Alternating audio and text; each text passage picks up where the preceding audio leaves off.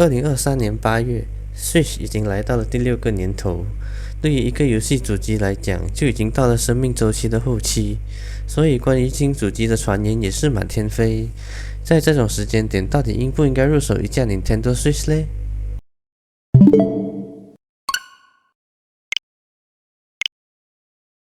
随着 Microsoft 和 Sony 都已经开始在经营新一代游戏主机，很多人的关注点就来到还没公布新主机的 Nintendo 身上。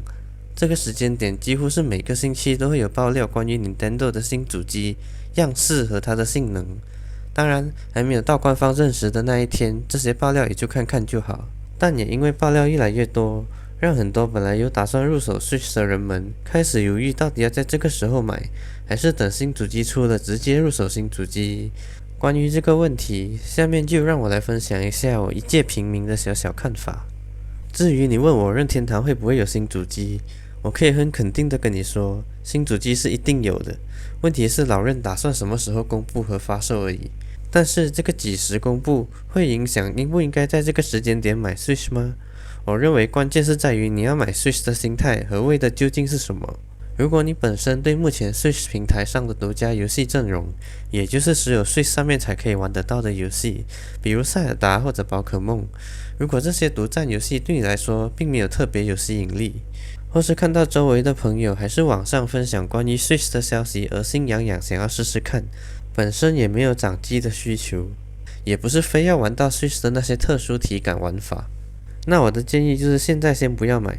等新主机就对了。因为独家游戏和主掌机模式切换才是 Switch 的最大卖点。如果不是冲着这两点来的话，那可以等任天堂公布新一代主机强化后的性能，再来考虑要不要入手。但是反过来，如果你现在对 Switch 游戏阵容中有一两款有兴趣，或者有使用掌机玩游戏的需求，比如时常在外面或者在家很少机会用得到电视机玩游戏的话，我是觉得这种情况 Switch 其实现在这个时间点也是可以入手的。很多人都还在观望的点在于不确定会不会有新主机，万一我今天买了明天出新主机的话怎么办呢？对于这个问题，我的看法是，站在一介平民的角度来讲的话，其实并不会是一个很大的问题。为什么这样讲呢？首先第一点，就算这个日期就是明天，老任突然心血来潮发布了新主机New Nintendo Switch 2 Pro Max Ultra Plus， 性能比现在的 Switch 提升了10倍也好，除了会让你心痒痒以外，其实冷静下来想想，并不会对你现在拥有 Switch 造成多大的影响，因为要知道那个只是发布时间，并不是当天发布当天卖。根据之前 Nintendo Switch 从发布到开卖，中间隔了差不多5到6个月，也就是说，即使明天就公布新主机，保守估计至少也得等多接近半年才会开始发售。其次第二点，我们这些普通人真的有信心可以抢到首发吗？拿 PS5 来做例子，有多少个人当初抢到了首发原价 PS5 呢？这些是比较幸运的一群人，如果抢不到首发的话，就只剩下那些被炒高的价格才可以入手了。如果要等到价格稍微合理的话，又需要多久呢？这个需要看到时候的产能和出产速度，保守估计再给它2到3个月的价格浮动时间，也就是说从发布到可以以官方定价或者稍微合理的价格入手，差不多需要至少9个月，甚至最坏情况下可能超过1年的时间。而这段时间如果已经有 Switch 的话，至少对你来说，你已经享受了 Switch 将近1年了。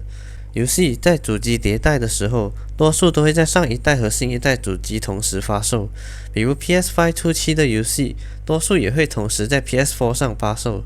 到了价格稳定的时候，要换新主机时，旧的 Switch 其实也可以出二手，或者留着玩 Switch 上面现有的游戏，因为游戏主机刚出的时候，游戏阵容肯定也不会太大。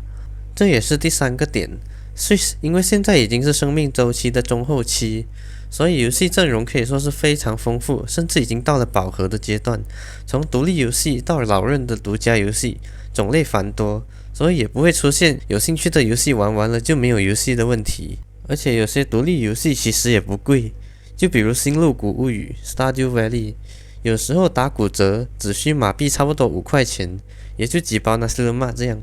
Switch 的机能再怎么跟不上时代，这类小游戏还是可以顺畅游玩的。虽然 Steam 上面也是有，但是在掌机模式可以带出去，价格也比其他现有的掌机来得低这一点。Switch 和小游戏的契合度其实是非常高的。简单的总结就是，即使明天就发布新主机，算上发布到发售到价格稳定下来，新主机也需要等上接近1年的时间，才能真正的买入。这段空白期，如果对现有的 Switch 游戏有兴趣的话，可以建议入手一台，买个1年的 NSO 会员，玩一玩多人连线游戏。爆料属实的话，1年后的时间就差不多可以开始迎接新主机。如果新主机来得比想象中的迟，等待的当儿手头上的 Switch 也可以继续玩。而且以 Switch 现在的装机量，在市场上还是会有很多人在出售二手的主机和游戏片。实在不想要花太多的话，也可以考虑入手二手的 Switch。当然，如果没有非常想要玩的 Switch 游戏的话，也可以考虑等新主机发布后，根据公布的发售日期，再来综合以上所说的，自己来做考量。那么以上就是我一介普通人的小小看法，希望可以帮助到那些点进来这个影片的观众。那么我们下次有缘的话再见咯。